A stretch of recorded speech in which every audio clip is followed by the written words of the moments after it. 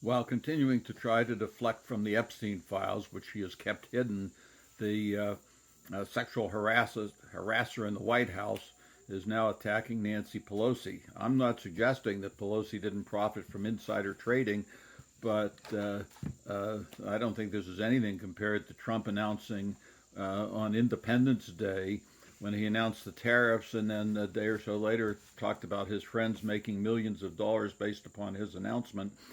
Such brazen and public uh, statements demonstrating insider trading by him and his friends.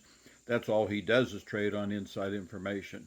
Keep in mind that this is the president who said he wouldn't use the White House for retribution or the Department of Justice, but that's all we're seeing, and we're seeing it as an effort to keep attention away from the Epstein file and the pedophiles who are being protected by Trump, Bondi, or Biondi, and others. In this regard, I might mention that apparently there have been death threats to uh, uh, Maxwell in the Texas Club Med that she's gone to, and even shots fired yesterday.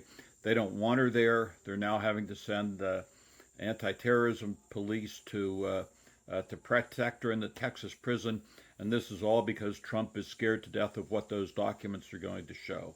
Speaking of what documents are going to show, at some point in time, they're going to show that the little man named Steve Witkoff, who was sent to Russia to negotiate with Putin, and also I might note Israel to negotiate with respect to Gaza, which his effectiveness is clearly seen in the destruction of Gaza and the starvation of thousands. But getting back to Russia, Witkoff, uh, uh, who knows nothing of diplomacy, no international training. He's a small-time real estate person out in New York, but he's a friend of Trump's. Maybe it's a lot like Epstein's a friend of Trump's. But he was sent to negotiate with Russia. Putin gave him two female translators to work with them because, of course, Witkoff doesn't speak Russian, doesn't understand it. Turns out that the people that Putin gave him were KGB agents. Witkoff has accomplished nothing. He announced the other day, however, that there had been great progress with Putin, who's been invited to meet on U.S. soil, which will be two criminals meeting together to talk about ending the war in Ukraine. What Witkoff said when he announced that there had been great progress is Russia was willing to trade territory with Ukraine. And this is what Trump said. Unfortunately, that's not true because what Putin said is there will be no trading of territory. He wants to keep the territory that his army has already ravaged and raped, and he wants to keep Crimea, which he took in 2014, and which Ukraine has been trying to get back.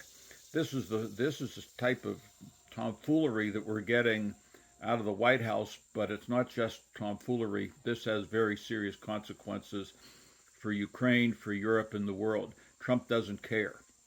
All Trump wants to do is deflect uh, from the Epstein files and claim that he's entitled to a Nobel Peace Prize because he thinks he deserves it because President Obama uh, received the Nobel Peace Prize. Um, it's just sort of stunning the way it keeps going on and the foolishness that these people are up to.